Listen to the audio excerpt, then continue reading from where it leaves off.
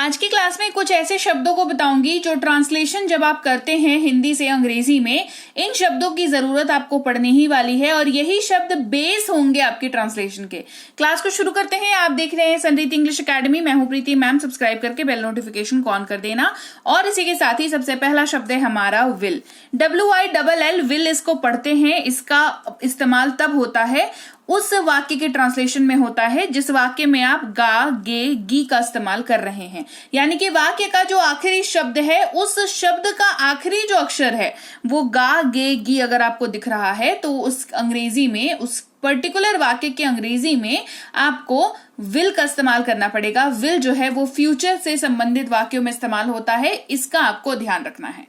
Will का इस्तेमाल आप किसी के भी साथ कर सकते हैं। किसी के भी साथ जब मैं कहती हूं मेरा मतलब होता है सब्जेक्ट जो है वाक्य का वो क्या है, इसके ऊपर डिपेंड करता है कि वाक्य में क्या यूज होगा। तो विल एक ऐसा वर्ड है जो किसी भी सब्जेक्ट के साथ यूज हो जाता है। यानी कि अगर वाक्य में I, you, we, they, he, she, it या कोई सा भी सब्जेक्ट हो, कोई सा भी नाम क्यों ना हो, इन सब के साथ ही विल को आप इस्तेमाल कर सकते हैं। जैसे वह पढ़ाई करेगा, हमने कहा he will study, he will study. वह पढ़ाई कर रहा होगा, he will be studying, he will be studying. दो अलग अलग तरह के हमने वाक्य लिए हैं। ध्यान देने वाली बात है दोनों वाक्य फ्यूचर से संबंधित हैं। ठीक है। अगला शब्द है हमारे पास, ये तब इस्तेमाल होगा जब आप अपने वाक्य में सकता है, सकती है, सकते हैं, सकता हूं जैसे शब्दों का इस्तेमाल हिंदी में कर रहे हैं अपने हिंदी के वाक्य में।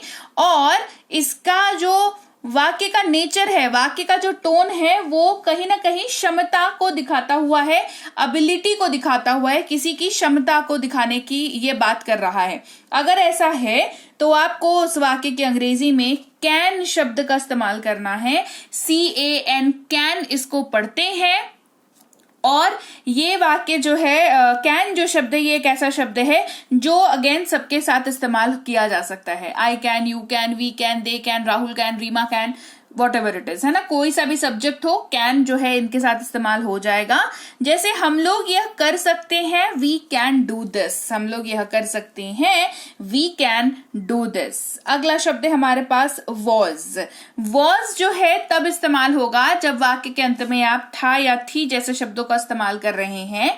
ये वाक्य पास्ट वाले वाक्य होने चाहिए और वाक्य का सब्जेक्ट जो है यहाँ पर specific I, he, she, it या कोई भी नाम होना चाहिए। इनके अलावा अगर है तो वॉज यूज नहीं होगा।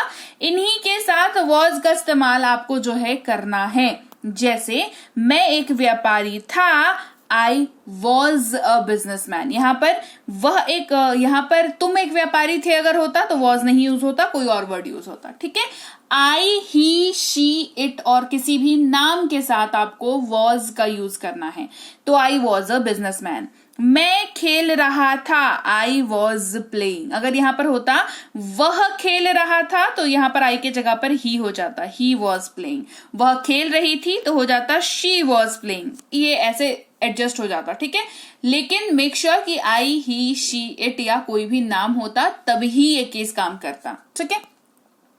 अगर आई, ही, शी, इट नेम नहीं है तो क्या करेंगे? तो क्योंकि वाक्य तो ऐसा हो सकता है ना, तो हम वर का इस्तेमाल करेंगे। WERE वर का इस्तेमाल करेंगे। अगेन देखना यह है कि वाक्य के अंत में था, थे, थी अगर कुछ है और वाक्य की शुरुआत में यू, वी और दे होने वाला है तो वर का इस्तेमाल किया जाएगा। जैसे हम खेल रहे थे, we were playing, we were playing. हम व्यापारी थे, वी वर बिजनेसमैन।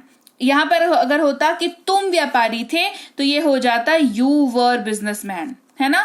वे लोग व्यापारी थे तो हो जाता दे वर बिजनेसमैन, ये ऐसे हो जाता। ठीक है। तो ये अपने आप को यू, वी, दे के हिसाब से ही एडजस्ट करता। क्लियर। फिर अगला शब्द है हमारे पास कुड। COULD। स्पेलिंग के पे मत जाओ, स्पेलिंग में L जरूर आएगा पर L पढ़ा नहीं जाएगा क्योंकि L के बाद D लगा हुआ है और स्पेलिंग रूल्स के हिसाब से ये काम करता है। तो इसके लिए आपको स्पेलिंग रूल याद रखने की जरूरत पड़ती है ना। तो जब आपको स्पेलिंग रूल याद रहेगा तो आप ढंग से पढ़ पाओगे। अब वापस आते हैं हम लोग क्लास पे। कुड इसको पढ़ेंगे ये तब इस्तेमाल किया जाएगा जब वाक्य के अंत में सका, सकी, सके या पाया, पाई, पाए जैसे शब्दों का इस्तेमाल आप अपने हिंदी के वाक्य में कर रहे हैं तो जान लीजिए उस पर्टिकुलर वाक्य की अंग्रेजी कन्वर्ट करते वक्त आपको कुड का इस्तेमाल करना पड़ेगा। कुड एक ऐसा शब्द है जो कैन शब्द का पास्ट फॉर्म है, इसी वजह से वो भी एबिलिटी को ही दर्शाता है, क्योंकि कैन किसको दर्शाता है? एबिलिटी, क्षमता को दिखाता है, क्षमता के बारे में बात करता है कैन। कुड भी सेम टू सेम ऐसे ही बात करता है, लेकिन पास्ट के वाक्यों में इस्तेमाल किया जाता है। और कैन क्योंकि सबके साथ इस्तेमाल हो जाता है, कुड भी भाई साहब सबके साथ इस्तेमाल हो जाता है। ठीक है, जैसे मैं नहीं जा सका या कह लीजिए मैं नहीं जा पाया, I could not go, I could not go. अगला शब्द हमारे पास है मस्ट। जरूर चाहिए या अवश्य चाहिए, कोई ऐसी चीज, कोई ऐसी बात, कोई ऐसा डिसीजन जिसको लेके आप बहुत सीरियस हैं और आप सामने वाले को अपनी सीरियसनेस को बताना चाहते हैं कि हाँ भैया हम तो बहुत सीरियस हैं, तो आप उस वाक्य में मस्ट का इस्तेमाल करते हैं। ठीक है, मस्ट सबके साथ इस्तेमाल आप कर सकते हैं, जैसे तुम्हें अवश्य जाना चाहिए, यू मस्ट गो। तो जैसे ही आपने अवश्य का इस्तेमाल हिंदी में किया तो सामने वाला समझ गया ना कि आप सीरियस हैं।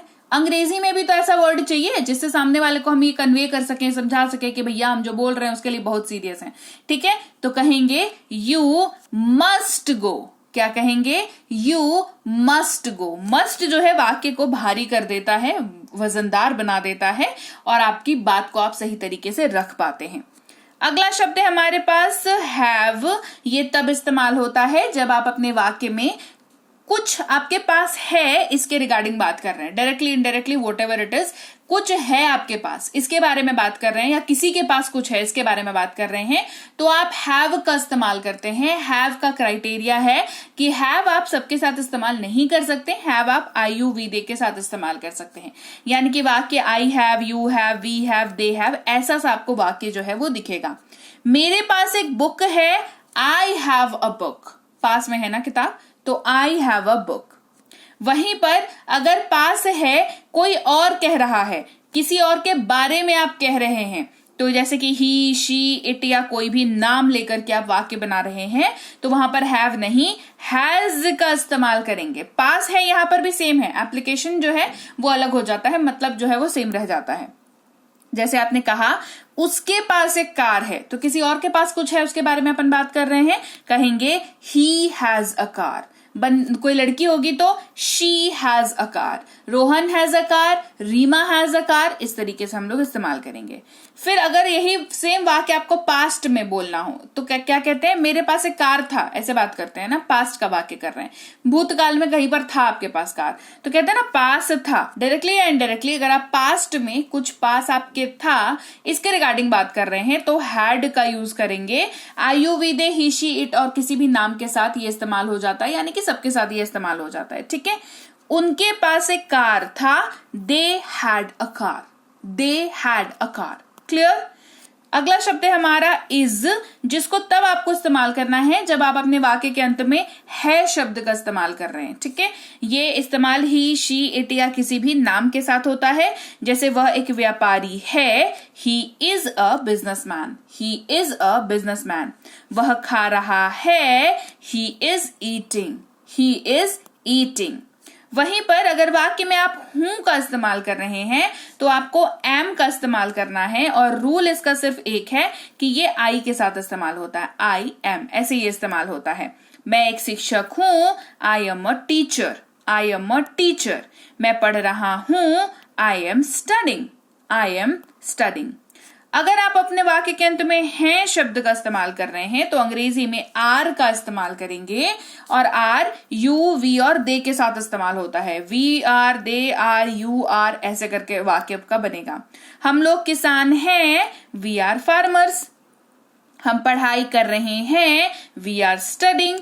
आर का एक और इस्तेमाल आपको दिखेगा जो कि पर्टिकुलरली जब यू का इस्तेमाल अपने वाक्य में आप कर रहे होंगे तब आपको मिलेगा, क्योंकि तुम जब हम अपने हिंदी वाक्य में इस्तेमाल करते हैं तो तुम के साथ हैं का इस्तेमाल नहीं करते हम लोग, तुम के साथ हम लोग हो का इस्तेमाल करते हैं। जैसे तुम एक चित्रकार हैं, ऐसा तो नहीं बोलते हम लोग, क्या बोलते हैं? तुम एक चित्रकार हो, तुम मेरे दोस्त हो, तुम मेरे फ्लैटमेट हो, तुम मेरे कॉलेज में पढ़ते हो, तो तुम जैसे ही वाक्य हिंदी वाक्य में आता है, वाक्य का अंत जो है वो हो जाता है, और आप जैसे ही वाक्य में आता है वाक्य का अंत है हो जाता है।